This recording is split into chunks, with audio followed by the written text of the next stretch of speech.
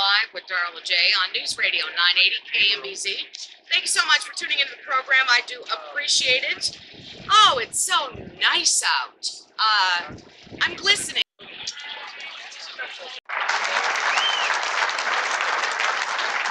And so now we turn to one of the great heroes of the state of Arizona, a friend of mine and someone I've worked with in defending what Maricopa County Sheriff's Office is doing. And let me just say one word, because I'm sure he's going to be more modest about what Maricopa County Sheriff's Office is doing. But let me tell you, that one sheriff's office is doing more to enforce our immigration laws than half a dozen ICE district offices combined.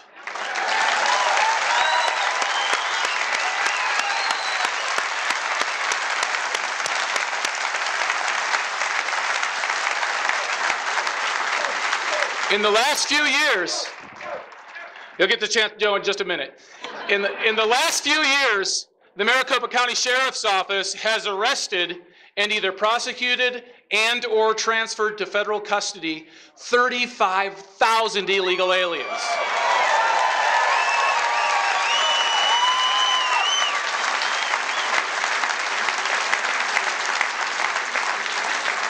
That's what you call respect for the rule of law.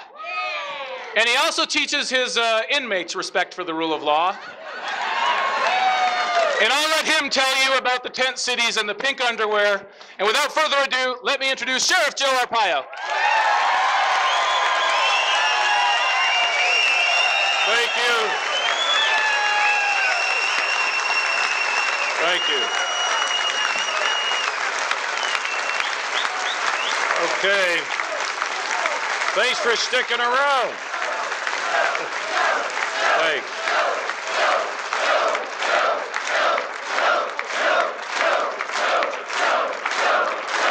All right, thank you. Once again, thank you for sticking around.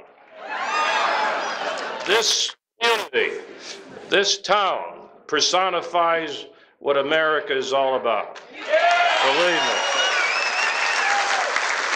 You can go into most communities, and the same interest, dedication, love for our country will be there. There are some politicians that don't understand that. They don't really understand what the people feel. Now, I want to thank, I worked in Quito too. Thank you for those kind remarks. I'm not going to speak Spanish. I'm in the United States of America.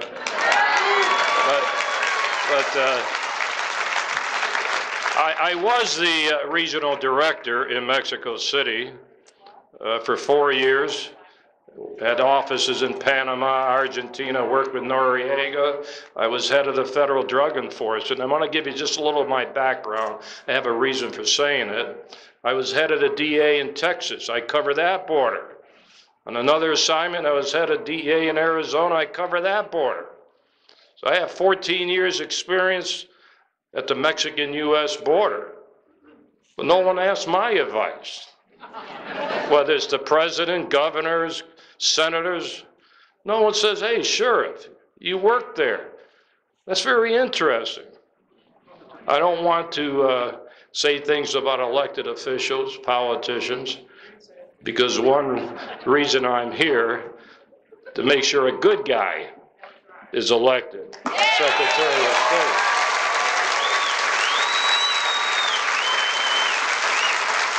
And you have in your midst, I don't like to use the word hero, but there are many heroes. You have one right here. I don't think you understand it.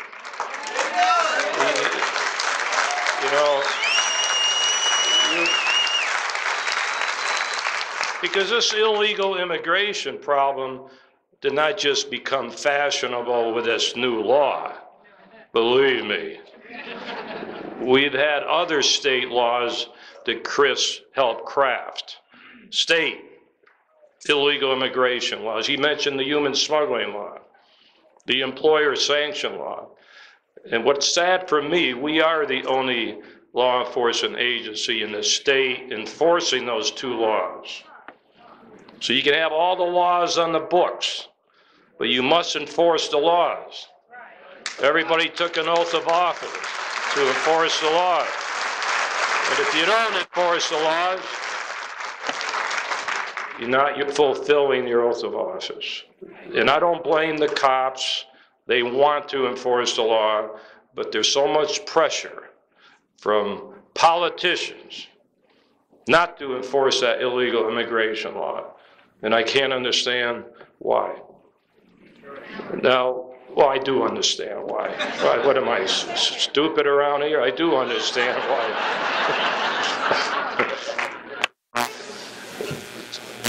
What's sad, I spent many, many years with the Department of Justice. My whole life, fighting dope peddlers in Turkey, the Middle East, Mexico. I've been in charge of many offices. And just because I'm doing my job, the Department of Justice, 60 days into the administration, launched the Civil Rights Division after me and my deputies. 60 days. We have wars, we have economy. I'm just a little old sheriff from Arizona. Why am I a big target? But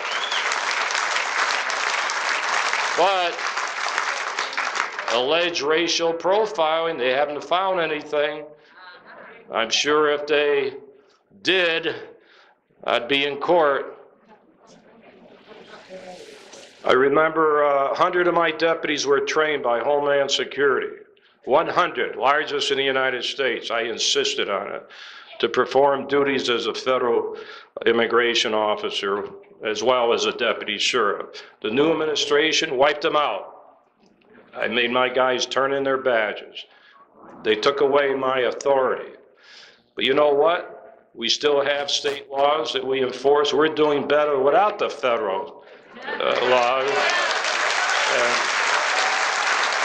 and the oversight. When I go, by the way, it's 115 in Phoenix today, which is rather cool. When I ran for sheriff, it was 1992. I joined the Army when the Korean War broke out. So where's all the demonstrators? I mean, I hope they're spending some money here if they came out of town. I wanted to go out and meet them. I love meeting the demonstrators.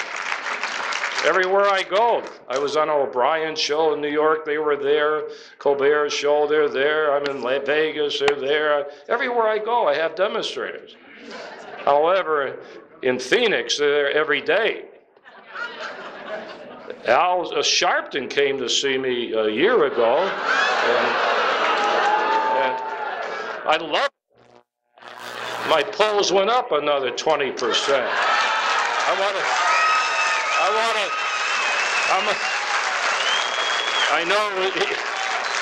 I know he's paid by Acorn, but every day they're in front of my building. They call me Nazi, Hitler, 10,000 marched down the streets against me.